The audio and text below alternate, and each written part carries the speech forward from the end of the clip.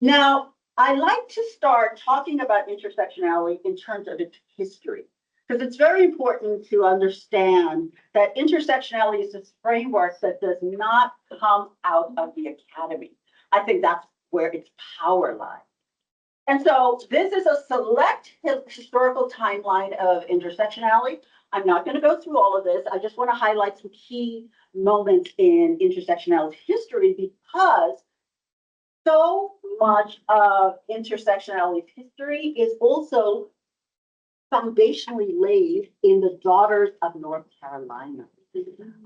For example, and I also want to say, sort of framing this history, Ange Marie Hancock, who is an intersectionality scholar, she's the author of the book Intersectionality and Intellectual History. She writes about this sort of history of intersectionality related thought. That is, even before we have the word intersectionality, we have examples of Black women talking about this. And so I just want to show you some Daughters of North Carolina. So if we go back to 1861, this is Harriet Ann Jacobs, Evanston, North Carolina, who writes in this book, Incidents in the Life of a Slave Girl, that slavery is terrible for men, but it's far more terrible for women. Super added to the burden common to all, they have wrongs and sufferings and mortifications peculiarly their own. She's advancing an intersectional argument about the experiences of Black enslaved women. So this is very much an example of intersectionality related thought. And then fabulous Anna Julia Hayward Cooper, brilliant. In A Voice from the South, a Black woman, written by a Black woman of the South. Here she is in 1892, writing about the colored woman today is confronted by both a woman question and a race problem, and is yet an unknown or unacknowledged factor in both. Clearly, see what she's doing? She's talking about, she's right at the heart of this notion that you can't sort of separate the sort of race part from the women part. They are all intertwined and interconnected. So if we fast forward to 1977, the Combahee River Collective. This statement is fundamental. So what's happening is it's a group of Black, mostly lesbian feminists, Black feminist women. They're meeting in Boston. They're meeting in the 70s, and they are engaged and concerned about a whole lot of things. One of which is violence against Black girls and women that does not make it into the newspapers, like kind of like today. And so one of the things they do is they have these flyers they put up daily, like another Black woman murdered, and they would toss it out to raise attention.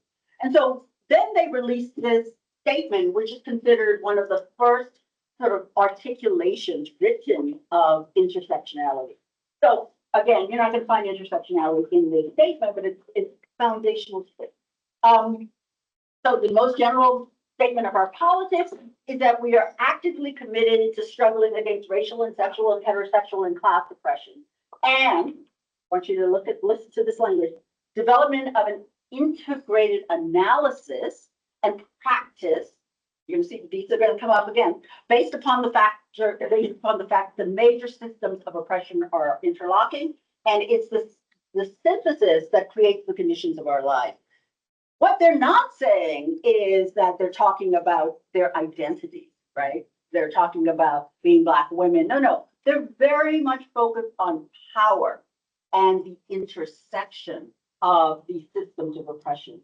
And so if you're not talking about power, you're not talking about intersectionality, because everybody has an intersecting identity. Everybody has a multiple intersecting identity. That's not new. Intersectionality is very much focused on these. Okay, so then if we sort of go to the 1980 to 89, we have intersectionality entering the academy. And it enters the academy with the brilliant Kimberly Crenshaw, critical legal scholar, critical race scholar, overall. And so she she writes these two articles, and one of the things she does is she shows how Black and Latinas, Black women and Latinas sort of fall through the cracks. She talks about, she uses violence as a prison, and so she talks very much about in domestic violence shelters, but she also uses the example of the law. And so one of the examples she shows in her paper, her 1999 paper, is this case of DeGraff and Reed versus General Motors Assembly. And what happens with this case is you got a group of Black women plaintiffs who argue that they're, last hired and first fired. And so they bring this case. And you can guess what happens. Absolutely nothing is thrown out. Because the judge says, well, wait a minute, you can't argue that there's discrimination based on sex, because look, we got all these like white women over here in the administrative school. And you can't, how can you say it's racism? Because look at all these Black men we have working in the factory. And so this is an example of how, because of that intersection, the law has no provision or understanding of this sort of unique intersectional space that Black women hold. Now, one of the things I find quite interesting in intersectionality history is that you have Kimberly Crenshaw doing this in the law. At the same time, you have the fierce sociologist Patricia Hill Collins over in sociology at the University of Maryland. She's articulating the same thing. Now, Kimberly Crenshaw gave us that fantastic word, intersectionality, but you have Patricia Hill Collins doing exactly the same thing. So here, let me show you what she's saying. She wrote this book, 30 years old. This is a must-read book. Patricia Hill Collins in Black Feminist Thought is talking about these sort of additive models of oppression, this, women or minorities, one of my pet peeves, are firmly rooted in this sort of either-or thinking. She talks about this dichotomous Eurocentric masculine thought. And she talks about the possibility of sort of new paradigms of knowledge if we replace these additive, plus gender plus race. The significance, she writes, of seeing race, class, and gender as interlocking systems of oppression is that such an approach fosters a paradigmatic shift. It actually transforms how we think about this, including other forms of oppression, including sexual minority status, gender minority status, disability, and so forth. So that's the history. Let's now talk about conceptualizing intersectionality, because one of the things that people struggle with is like, okay, I got you on the history, but how are we supposed to take a framework that does not come out of the academy, the sort of traditional thing? How should we think about this in terms of applying it to research? And so what I want to just talk about is like how we at the Intersectionality Training Institute think about this. First, I go to, again, Ange-Marie Hancock, who I've already mentioned.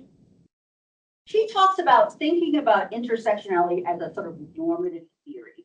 And this is important because she writes that they have different ways of, normative theories and empirical theories vary in terms of how we should, theoretical standards. So, for example, while empirical theories, so if you think about that slide that I showed you earlier with theory of reason, action, and all that, they have to meet the standard of falsifiability. The job of the analyst is to prove that they're false. But normative theories, particularly grand theories, and she's a political scientist, and so she's speaking very much in that vein, like critical race theory and intersectionality comes out of critical race theory. They do not. You don't sort of prove that intersectionality is false, for example. And so I've given you I'm going to give you three ways to think of intersectionality. I've already talked about it as a critical theoretical framework, which is how I think about it, here as a normative theory. And then we go to Patricia Hill Collins, who talks about intersectionality as not one thing, but these three things. One, it's a field of study. Two, an analytical strategy, and three, critical practice.